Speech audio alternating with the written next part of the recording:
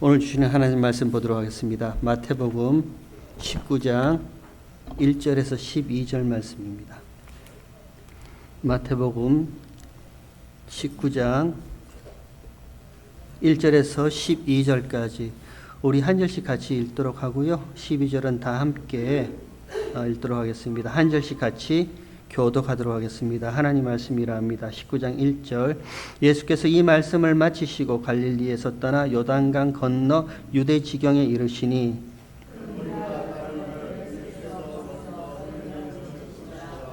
바리새인들이 예수께 나와 그를 시험하여 가로되 사람이 아무 연고를 물론하고 그 아내를 내어버리는 것이 옳으니까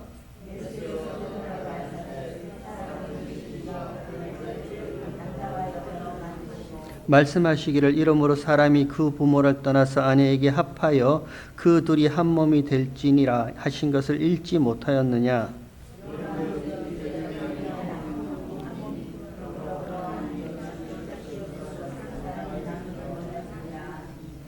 여짜오되 그리하면 어찌하여 모세는 이혼 증서를 주어서 내어버리라 명하셨나이까.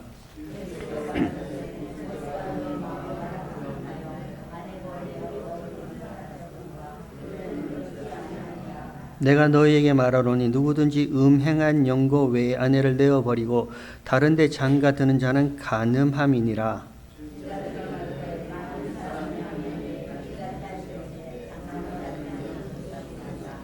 예수께서 가라사대 사람마다 이 말을 받지 못하고 오직 타고난 자라야 할지니라. 12절 우리 함께 읽도록 하겠습니다. 어미의 태로부터 된 고자도 있고 사람이 만든 고자도 있고 천국을 위하여 스스로 된 고자도 있도다. 이 말을 받을 만한 자는 받을지어다. 아멘. 계속해서 마태복음 좀 어려운 부분들을 우리가 지나가고 있습니다. 오늘 읽은 이 본문을 마태복음의 흐름 속에서 살펴보면 엉뚱한 말이 갑자기 나타나는 것 같아요. 다소 생뚱한 이야기가 갑자기 등장하는 것 같습니다. 아내를 내어버리는 것이 옳으니까? 거기에 이혼 증서를 줘서 내어버리는 것도 괜찮지 않습니까? 거기 예수님께서 좀 말하기 민망하지만 고자 얘기를 하세요. 갑자기 이 상황과 형편도 맞지 않는 이런 이야기가 지금까지 우리가 살펴봤던 하나님 나라의 그 천국의 용서하심과 은혜와 그 이야기를 쭉 살펴보다가 왜 이렇게 갑자기 다소 엉뚱하고 생뚱맞은 이 이혼에 대한 이야기, 이혼 증서, 그리고 고자에 대한 이야기가 왜 여기 있는가? 여러분, 오늘은 우리가 매주일 그랬지만 산 위에서 오늘 주시는 말씀을 한번 같이 살펴봤으면 좋겠습니다. 예수님이 명하신 그 산 위에서 아래를 내려다 보면서 오늘 주신 하나님의 말씀이, 이 예수님의 말씀이 오늘날 저와 여러분에게 무엇을 이야기하고 싶어 하시는지 그 내용을 한번 같이 살펴보도록 하겠습니다. 이제 예수님께서 갈릴리 사역을 마치셨습니다. 그리고 남쪽에 있는 유대 지경으로 들어오십니다.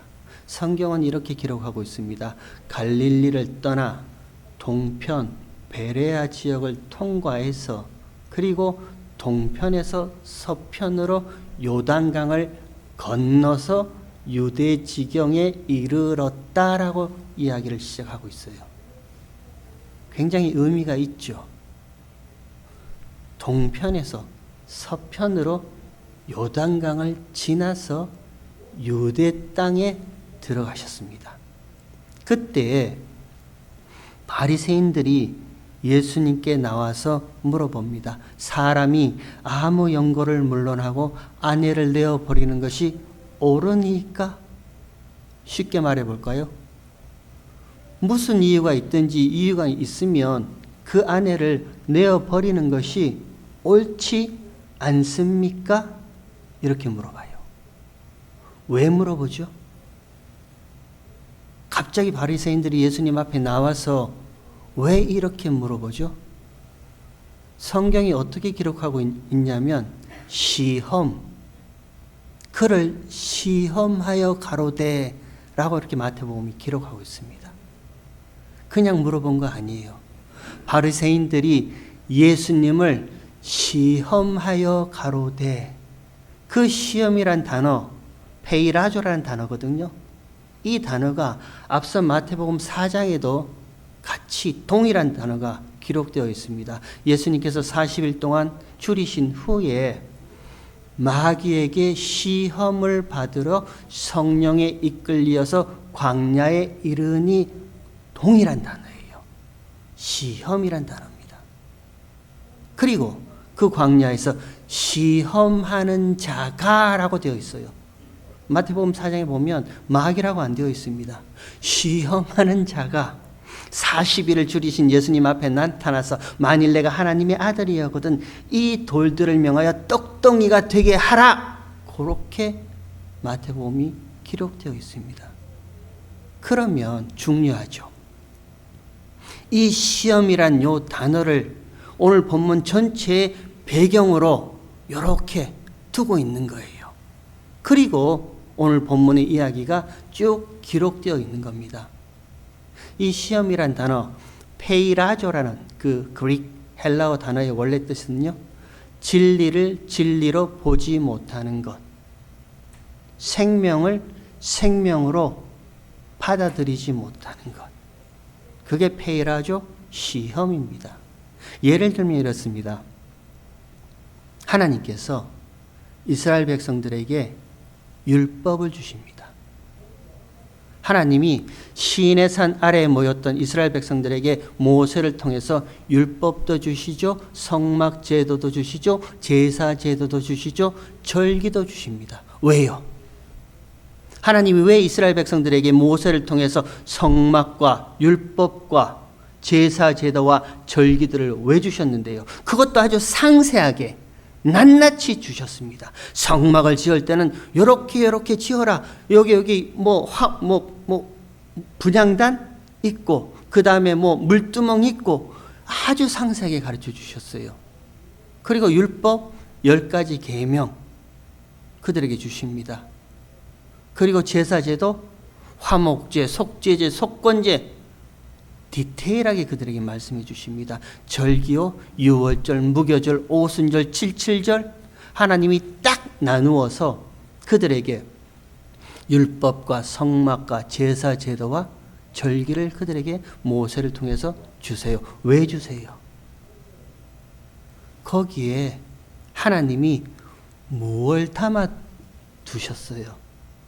율법 안에 성막이란 거, 그 성막 안에 제사 제도 안에 절기 안에 하나님이 뭘 담아 주셨어요? 예수 그리스도요. 예수님의 생명, 진리요. 그냥 무슨 제사를 이렇게 지내라, 성막은 이렇게 만들어라, 너희가 무슨 절기는 이렇게 지내라 라는 그 내용뿐만 아니라 그 안에는 모든 성막 안에 있는 기구들은 다 예수 그리스도의 피, 십자가를 예표하고 있다면서요. 제사제도, 절기들, 율법 다 마찬가지예요. 그 안에 하나님께서 그것만 주시는 것이 아니라 그 안에 예수 그리스도의 십자가와 그 피, 예수의 생명, 진리가 무엇인지를 그 안에 담아두고 주셨단 말입니다. 그런데 보지 못해요.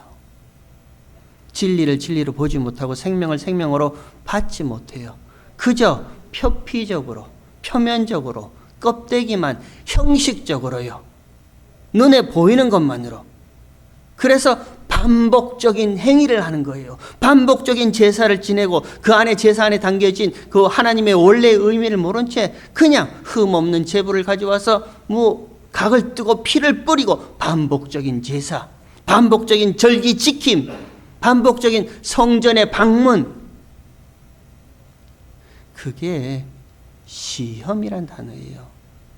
진리를 진리로 보지 못하고 생명을 생명으로 받아들이지 못하고 형식적으로 껍데기만 표피적으로만 바라봐서 반복적으로 그 행위만 하다가 결국은 멸망에 이르는 것, 그게 페이라죠, 시험입니다. 그래서 시험하는 자가 마태복음 4장에 광야에서 마귀를 두고 시험하는 자가 그러잖아요.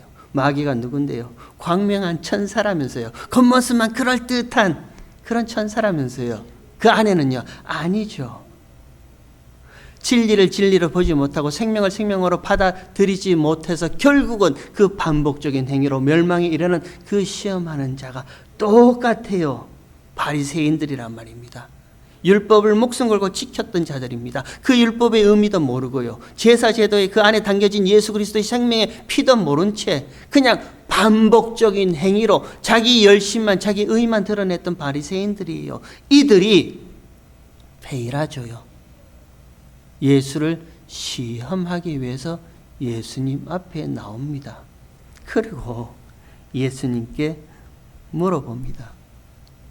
아무 연고를 물론하고 자기 아내를 버리는 것이 옳으니까?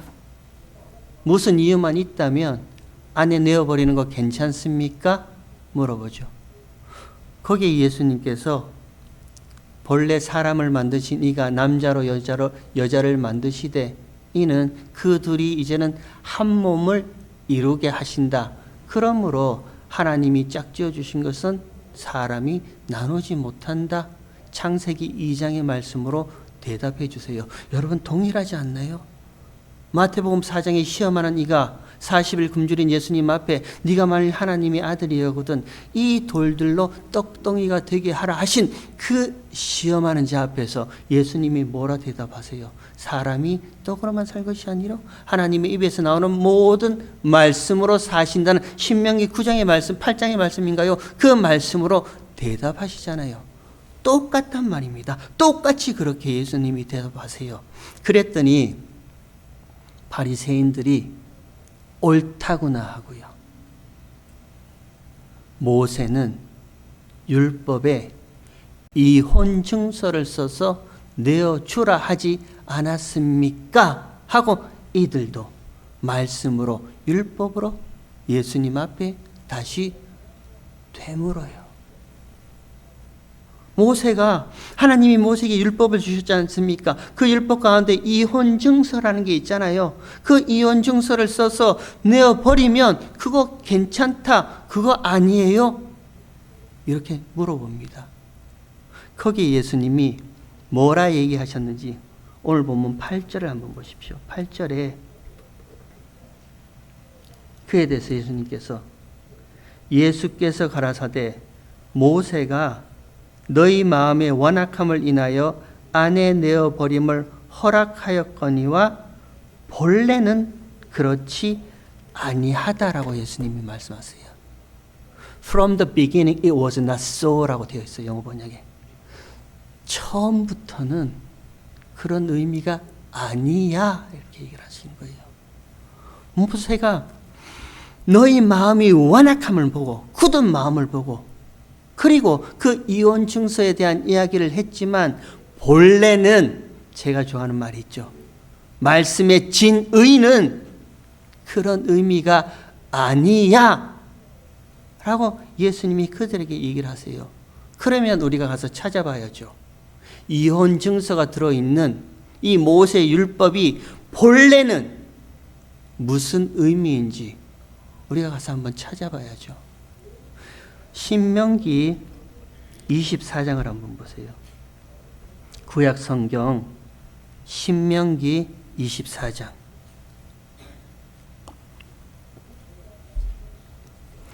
여러분 성경을 다 한번 피시고요.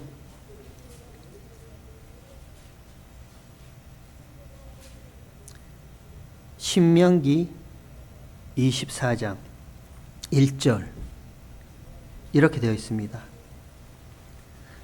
사람이 아내를 취하여 데려온 후에 수치되는 일이 그에게 있음을 발견하고 그를 기뻐하지 아니하거든 이혼 증서를 써서 그 손에 주고 그를 자기 집에서 내어 보낼 것이요. 바리새인들이 지금 요 율법을 가지고 예수님을 시험하거든요. 표면적으로 텍스트 문자적으로만 보면 보세요. 사람이 아내를 취하여 데려온 후에 수치되는 일이 그에게 있음을 발견하면 수치되는 일입니다. 그 수치되는 일을 누가 정하죠? 누가 수치된다 그러는 거예요? 남편이 정하는 거 아니에요? 결혼을 했습니다. 결혼을 하고 아내를 데려왔습니다. 아내를 데려오고 낮에 보니까 당신 생긴 게 수치네? 그러면 수치인 거예요. 남편이 아내에게 당신 생긴 거 수치야? 그럼 수치인 거예요.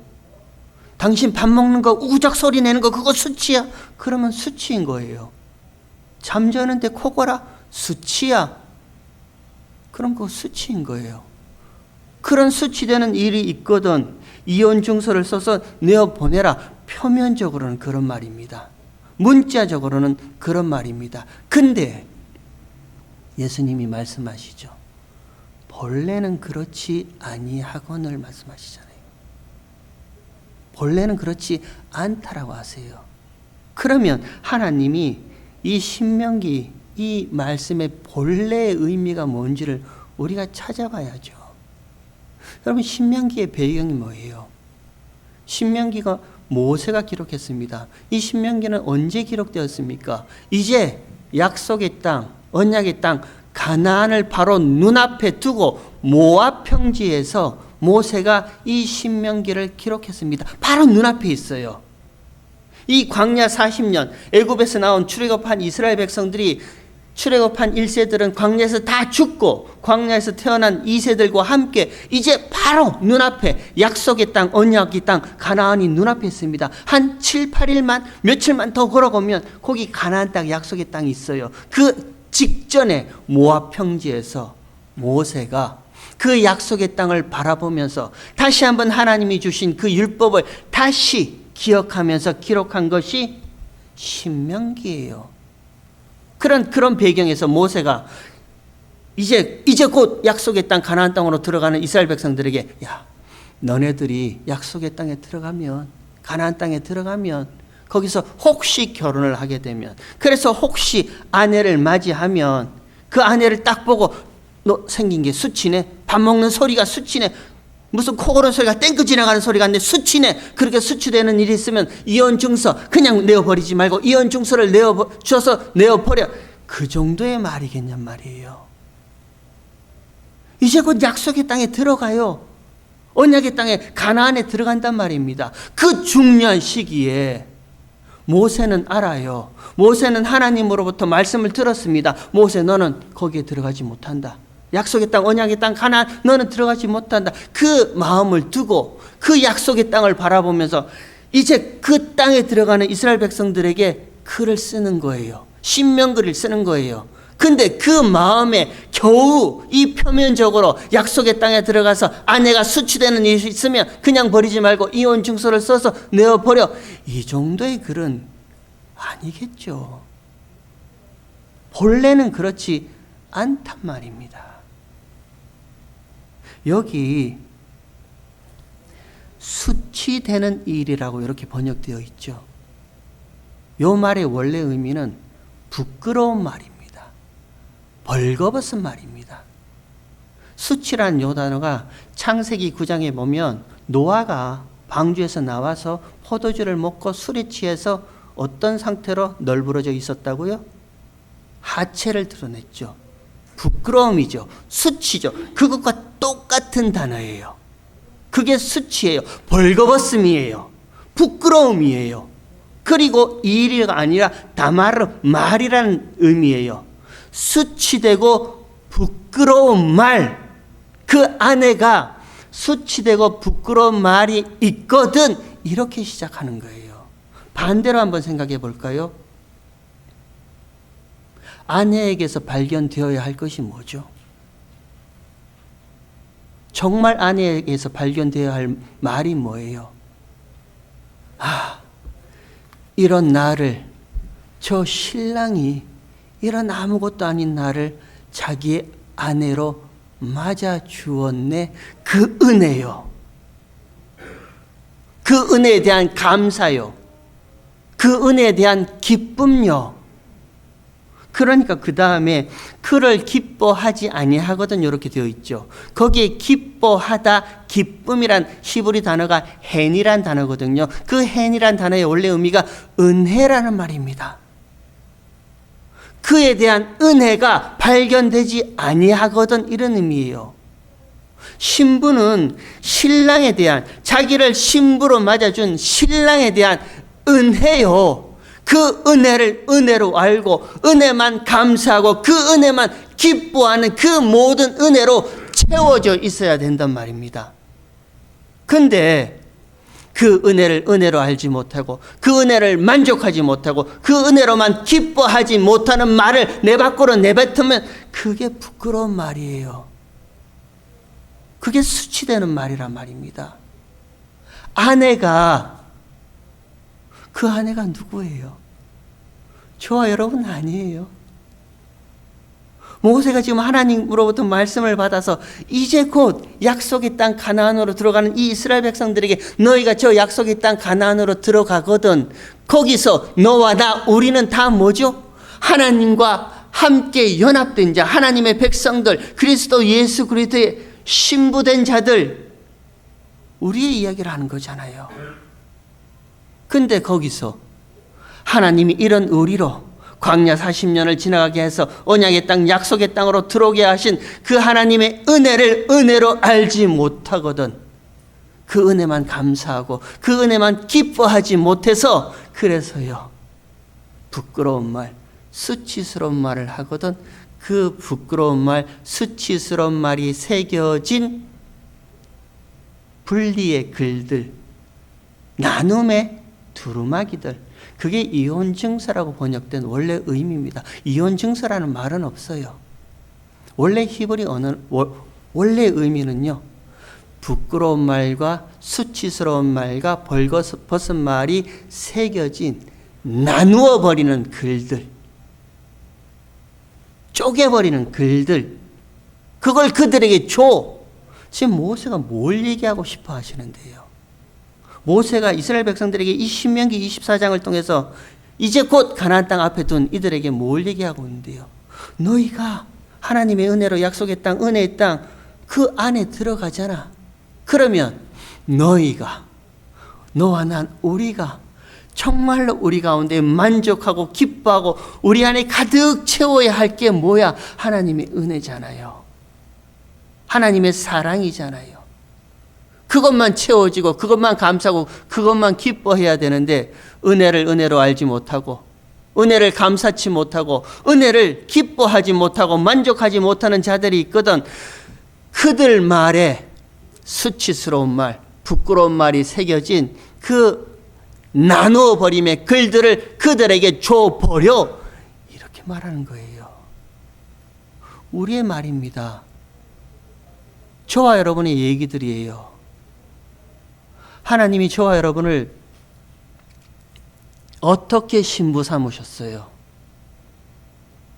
하나님이신 예수 그리스도께서, 죄 없으신 예수님께서 죄 있는 육신의 모양으로 우리 가운데 오셔서 십자가에 못 박히시고 피 흘리셨잖아요.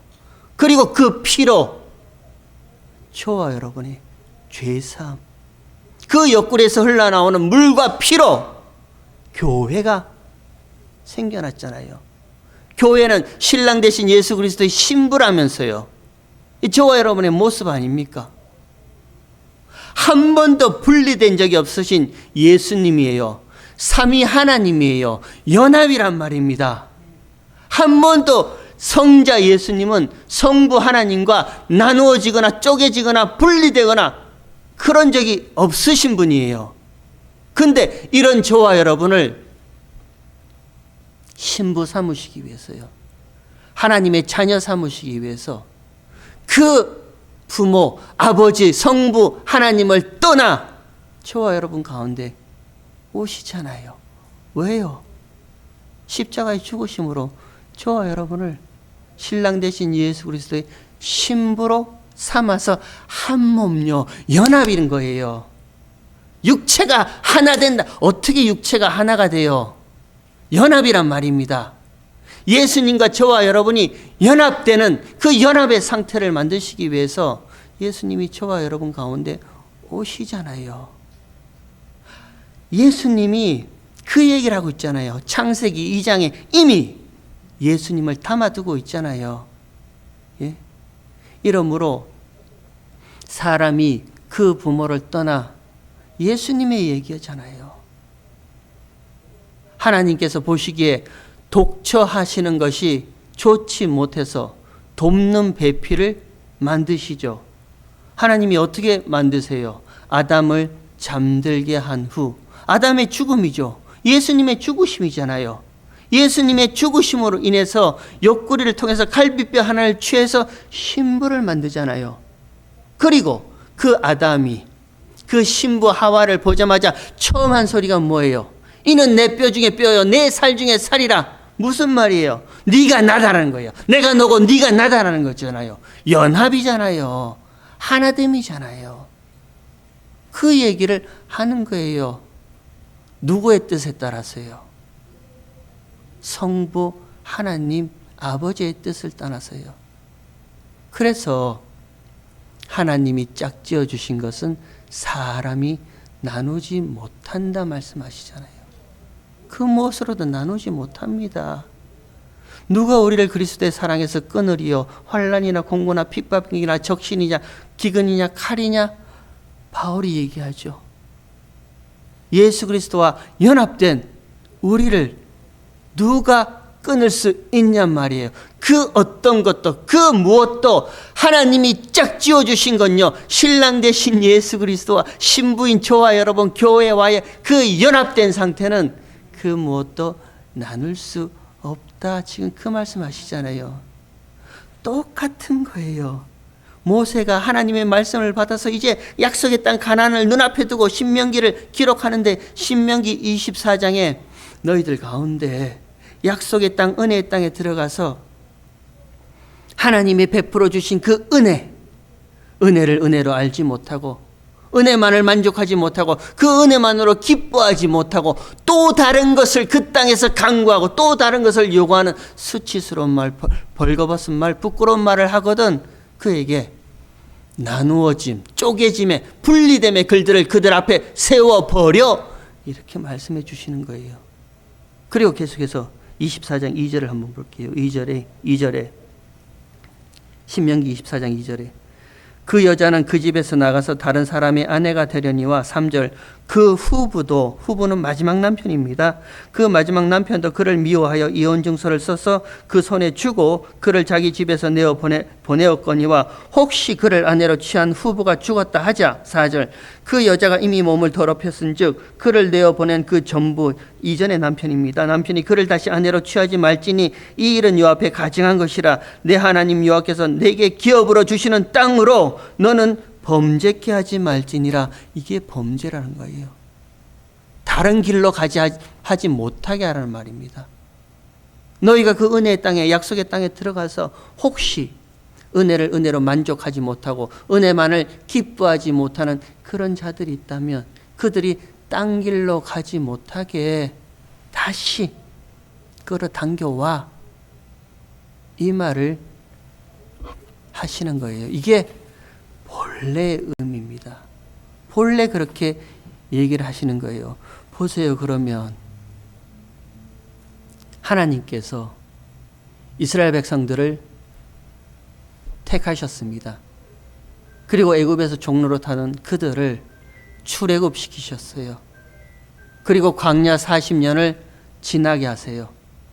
그리고 약속의 땅 가나안으로 들어가게 하세요. 이 모든 그림이 다 무엇을 보여주고 있는 거예요? 이 모든 것들이 다 무엇을 예표하고 있는 거예요? 저와 여러분의 신앙생활의 모습 아니에요. 죄와 사망의 종로로 타던 우리를 하나님께서 그 예수를 보내어 십자가의 피로 죄와 사망에서 건져내신단 말입니다. 그리고 약속의 땅, 언약의 땅 가나안, 그게 뭘 예표한다고 그러잖아요. 하나님 나라요. 영원한 하나님 나라요. 그 하나님 나라의 그 여정까지 지금 성령 하나님께서 저와 여러분을 광야 같은 이 인생살이요, 광야 40년의 이 길을 계속해서 끌고 가고 있잖아요. 그러면 그 하나님 나라, 그 영원한 나라에는 결혼하는 거 없다면서요. 시집이나 장가가는 거 없다면서요. 뒤에 살펴보겠지만 마태복음 22장에 보면 사두개인들이 예수님을 시험하기 위해서 7 형제가 있는데 형수가 죽어서 다 아내로 맞이하면 그 마지막에 다 죽었다 하자. 그러면 하나님 나라 천국에서는 부활 때에는 이 여자가 누구의 아내가 되겠습니까? 그렇게 물어보죠. 그때 예수님이 뭐라 대답하세요? 부활 때에는 시집 가는 것도 없고 장가 드는 것도 없다. 없어요. 하나님 나라에는 결혼이란 의미가 없어요. 하나님 나라에는 오직 신랑 대신 예수 그리스도 그분밖에 계시지 않아요. 근데 이게 무슨 이야기라고 약속의 땅에 들어가서 너희가 결혼하거든 신부를 받는데 신부 생이게 수치되는 일이 있거든 이혼정서 써서 그 정도의 얘기는 아니란 말입니다. 그냥 표피적으로요. 문자적으로 우리 눈앞에 보이는 그것만을 보니까 아내 내어버리는 거 옳지 않아. 이혼하지 마. 큰일 나. 뭐가 큰일 나요? 어떤 것이 큰일 나는데요? 부끄러운 일요? 정말 이 세상 가운데 부끄럽고 수치스러운 일은 은혜를 은혜로 알지 못하는 게 부끄럽고 수치스러운 일입니다. 저와 여러분은 신앙생활 가운데 정말 하나님 앞에 고개 들지 못하는 부끄러운 일은요, 그 은혜만을 만족하지 못하고 저와 여러분에게 베풀어 주신 그 은혜만을 기뻐하지 못하고 이 땅에서조차도 또 다른 것을 하나님 앞에 달라고 간구하는 그 일이요. 그게 수치스럽고 부끄러운 일이에요. 저와 여러분 마음속에 은혜로만 가득 차 있다라고 생각해 보세요. 하나님이 내게 베풀어 주신 그 은혜로만 저와 여러분 속에 가득 차 있다라고 생각해 보세요. 광야 같은 그 이 인생살이 가운데 뭐가 더 필요하겠어요? 어떤 것을 더 요구하겠냔 말이에요. 아니 하나님 나라에 가서 그 천국에 가서 우리가 뭘 더 하나님 앞에 더 달라고 울고불고 방을 새면서 통곡하면서 기도하겠냔 말이에요. 하나님이 이미 베풀어 주신 그 십자가의 은혜, 구원의 은혜란 말이에요. 그 은혜가 내게 만족되지 않으니까 저와 여러분 가운데 세워두신 그 예수 그리스도의 신랑 되신 예수님과의 연합함이 내게 온통 채워지지 않으니까, 그러니까 저와 여러분의 입술 가운데 수치되는 말, 부끄러운 말, 벌거벗음의 말이 나올 수밖에 없어요. 이것 해주세요. 저것 해주세요. 이게 우리의 모습 아닙니까? 그냥 이 땅에서 온통 저와 여러분의 생각이, 시선이, 마음이 이 땅에만 집중되어 있으니까 이 땅에 무슨 도덕, 윤리, 지식, 정보 그거 가지고 틀렸다, 맞다, 옳다, 그러다, 아니다, 맞다 우리 이것만 하잖아요. 그래서 정죄하고 비판하고 수군거리고요. 들어봤어? 저 사람이 글쎄 저 가정이 글쎄 과거에 옛날에 뭐 어찌 했대. 그래서 뭐 어떤데요? 저와 여러분의 신앙생활 가운데 정말 수치되고 부끄럽고 벌거벗은 일은 지금도 하나님이 저와 여러분에게 베풀어 주신 이 은혜를 모르고 그냥 껍데기만 표피적으로 형식적으로 교회만 왔다 갔다 하는 그 일이 정말 부끄러운 일이에요. 그게 수치스러운 일이란 말입니다. 그 수치되는 일이 새겨진 두루마리가 뭐예요? 성경 아니에요. 성경이 항상 저와 여러분 눈앞에 있단 말입니다. 알라라는 거예요. 보라라는 거예요. 여러분,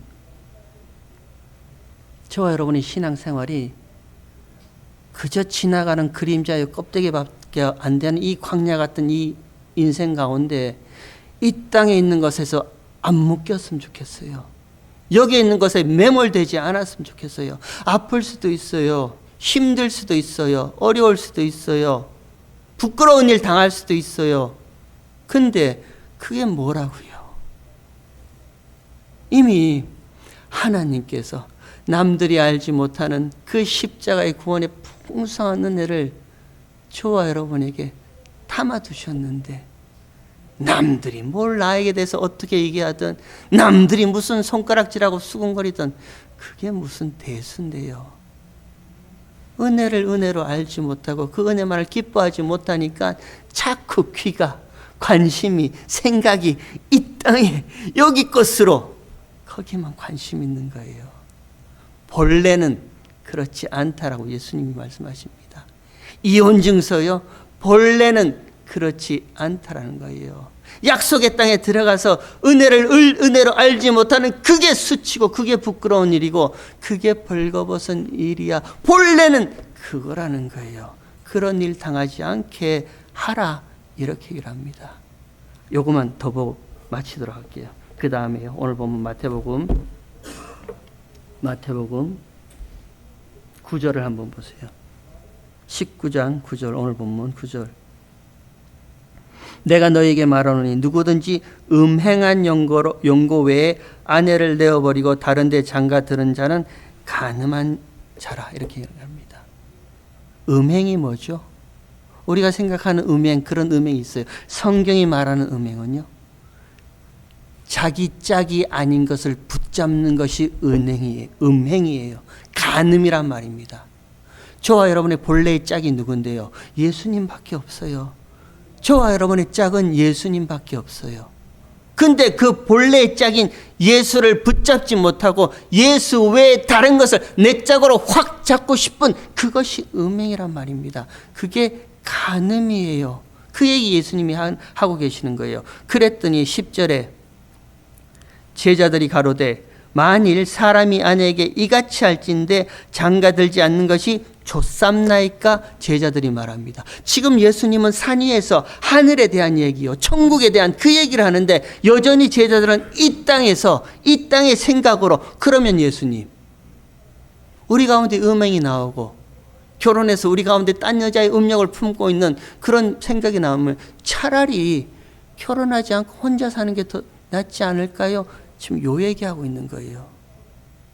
예수님은 끊임없이 하나님 나라에 대한 얘기를 하는 거예요. 이미 완성된 천국에 대한 이야기를 성경을 통해서, 말씀을 통해서 끊임없이 저와 여러분에게 얘기하고 있단 말이에요. 근데 우리는 여전히 이 땅에 발이 묶여서, 그러면 이 땅에서는 우리가 어떻게 뭘 하고 살까요?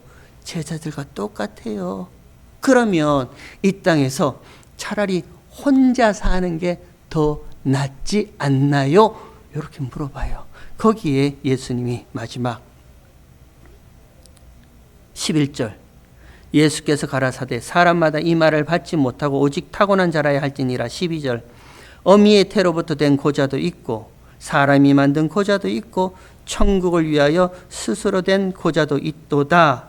이 말을 받을 만한 자는 받을지어다, 이렇게 말씀하세요. 저는 정말 모르겠어요. 예수님이 여기에 왜 갑자기 고자 얘기를 꺼내는지 모르겠어요.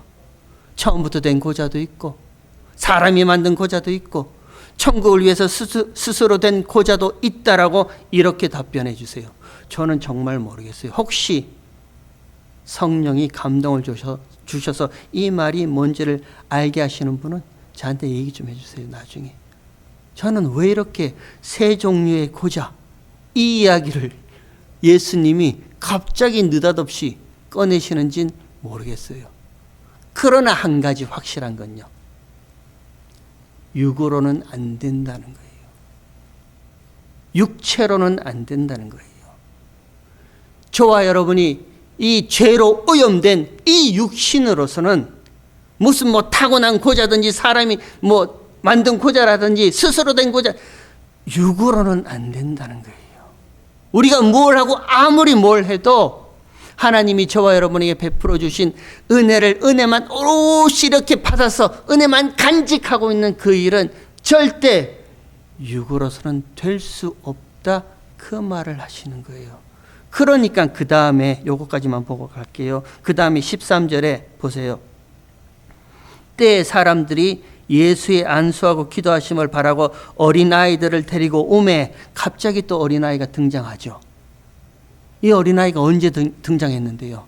18장 시작하면서 어린아이 등장했죠. 제자들이 누가 큰아이가 싸움할 때 예수님이 어린아이 하나 데리고 와서 이 어린아이 하나 영접하면 나를 영접하는 것이다. 천국은 이런 어린아이와 같이 들어가야 된다. 그 어린아이 얘기하잖아요. 그 어린아이를 여기 갑자기 또 등장시켜요. 등장시키고 그 다음에 14절에 예수께서 가라사대 어린아이들을 용납하고 내게 오는 것을 금하지 말라. 그리고 하시는 말씀이 천국이 이런 자의 것이니라라고 이야기를 딱 맞춰요. 그동안 천국의 얘기를 해왔잖아요. 하나님 나라의 이야기를 해왔잖아요. 그러다가 지금 이혼, 무슨 아내 내어버림 이런 얘기를 쭉 하다가 마침에 또다시 어린아이를 등장시켜서 천국은 이런 어린아이들과 같은 것이 들어갈 수 있다. 거기에 있을 수 있다라고 말씀하세요. 어린아이가 누구라 그랬죠? 이 어린아이가 하나님만 의존하는 자요. 하나님만 의존하는 자요. 그 부모만 의존하는 자요. 십자가 앞에서 이런 나의 옛사람의 욕심과 욕망과 나의 옛것은 다 기각당하고 부정당하고 없어지고 사라지고 삭제되고 오직 성부 하나님, 신랑 되신 예수 그리스도, 예수님만 의지하는 자, 그가 어린아이란 말입니다. 이런 어린아이가 천국은 이런 어린아이의 것이다. 이렇게 얘기를 하시는 거예요. 우리가 무엇을 한든 이 육신을 가지고 어떤 짓을 한들요, 하나님이 저와 여러분에게 부어주신 은혜를 이렇게 간직하고 끝까지 그걸 붙잡고 있을 수는 없어요. 그러면요, 하나님이 하신단 말입니다. 하나님이 저와 여러분의 이 죄악된 육신을 날마다 하나하나 벗겨나가시는 일을 하신단 말입니다. 마치 어린아이와 같이요. 세상 그 무엇 아무것도 보이지 않고 그냥 하나님만, 예수님만 이렇게 보이도록 하나님이 그렇게 만들어 가세요. 그렇게 저와 여러분 삶 가운데 예수님만 보일 때 하나님이 부어주신 그 은혜, 저와 여러분의 안에 모든 것들을 다 비워내고 은혜만 간직하게 만들어 주세요. 그리고 그 은혜만 감사하고 그 은혜만 기뻐하는 자로 만들어 주세요. 이게 소자 어린 아이의 모습이란 말입니다. 바라기는요, 저와 여러분의 살아온 인생을 한번 되돌아보세요. 하나님이 저와 여러분 이끌어 오신 그 길을 한번 되돌아보세요. 때로는 슬픈 일도 있었습니다. 아픈 일도 있었고요. 눈물 나는 일도 있었습니다. 때로는 사람들 앞에 감추고 싶은 부끄러운 일도 있고 수치스러운 일도 있어요. 하나님이 왜 허락하셨는데요? 하나님이 그런 걸 왜 허락하셨는데요?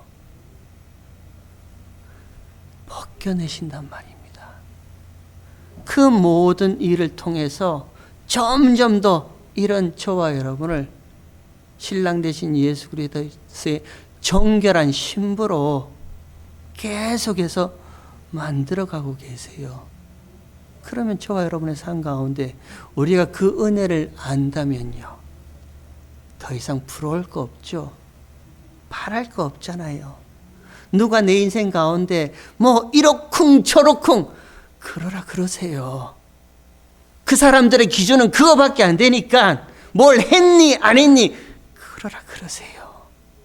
그러나 저와 여러분은요, 신랑 되신 예수님과 연합해서 지금도 그 천성을 향한 그 길을 걸어가고 있잖아요. 신랑만 보인단 말입니다. 예수만 보인단 말입니다. 그러면 수치되는 일, 부끄러운 일 아무것도 아닌 거예요. 오히려 그 일이 내가 더 예수님께만 갈 수 있는 하나님의 은혜였군요라는 그 고백이 저와 여러분 가운데 나올 수밖에 없어요. 저와 여러분의 신앙생활이 이랬으면 좋겠습니다. 우리의 교회 생활이 이랬으면 좋겠습니다. 저와 여러분에게 베풀어 주신 하나님의 사랑, 은혜, 저와 여러분의 그 걸어가는 족적, 자국자국마다 하나님의 사랑이 온통 글로, 온통 그 향기로 쫙쫙쫙 써여지고 품어져 나오는 그런 인생 되기를 주의 이름으로 축원합니다. 하나님 아버지,